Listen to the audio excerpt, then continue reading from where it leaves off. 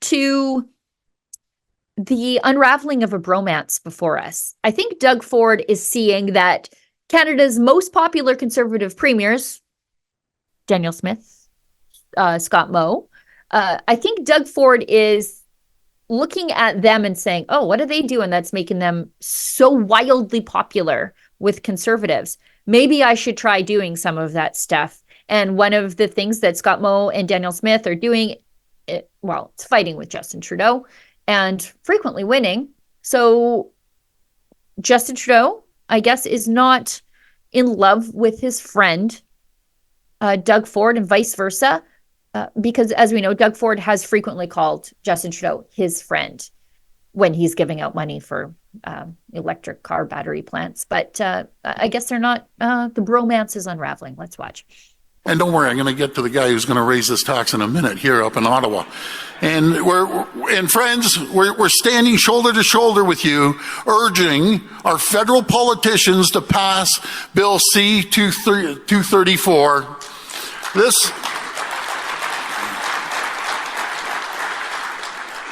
This bill, which would exempt the carbon tax charged on natural gas and propane used by farmers, has been delayed for far too long. They're just dragging their feet. And with a federal carbon tax set to increase by a staggering 23% April the 1st, Bill C-234, 234, I don't even like that bill. You know, we got to get rid of it, but I think we scrap this tax totally. You know, all it does is gouge people. They call it, oh, it's beneficial. I don't know what the guy's smoking up there, but it's not beneficial. It hurts people. Everything from transporting goods from point A to point B, from going to pick your kids up at a hockey game or a sports facility. It is killing us. And what causes inflation? What causes inflation, 30% of it, is energy cost. And we need to make sure that we cut these interest rates from the Bank of Canada. They're living back in the 1970s. We need to lower the interest rates. They say, well, we aren't going to lower interest rates until inflation comes down. Well, it dropped again down to 2.8%. They're killing people right now. They're absolutely killing people. And I'm going to be on these guys like an 800-pound gorilla, I promise you. All carbon tax, sorry, Dimitri, let's get back onto this thing.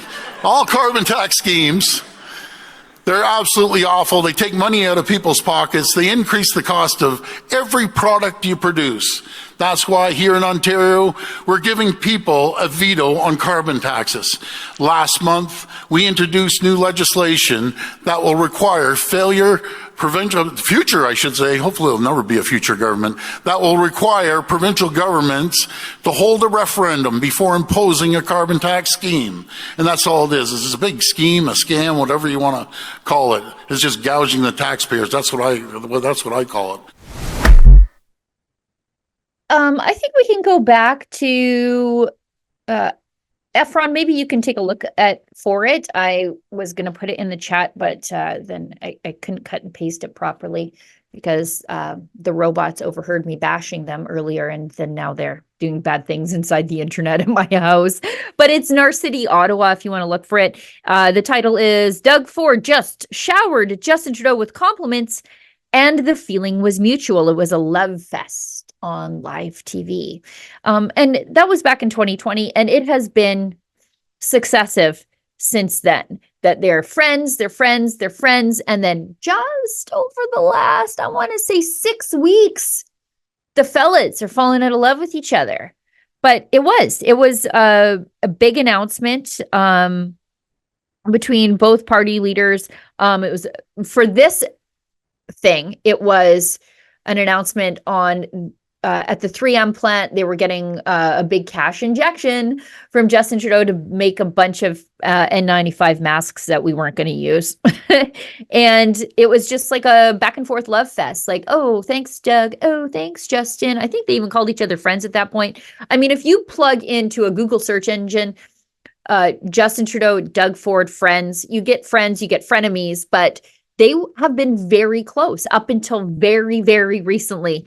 And Doug Ford, I think, is seeing which way the winds are blowing, and he's trying to run that way. And he sees the other popular premiers fighting with Trudeau, and this is now him fighting with Trudeau. But like 4 months ago, when he's getting money for battery plants, Justin Trudeau was his best friend. As long as Justin Trudeau is paying off Doug Ford with taxpayer money from other parts of the country, they're best friends. But Doug Ford can read the room, and he knows the carbon tax is wildly unpopular. And the tax hike of the carbon tax on April 1st from, I think, $65 a ton up to $80, wildly unpopular. But so is the 65% rate, right? 65% was unfair and wildly unpopular, but it was fine with Doug Ford as long as he was getting a cash injection into these industries in Ontario. But not so much now.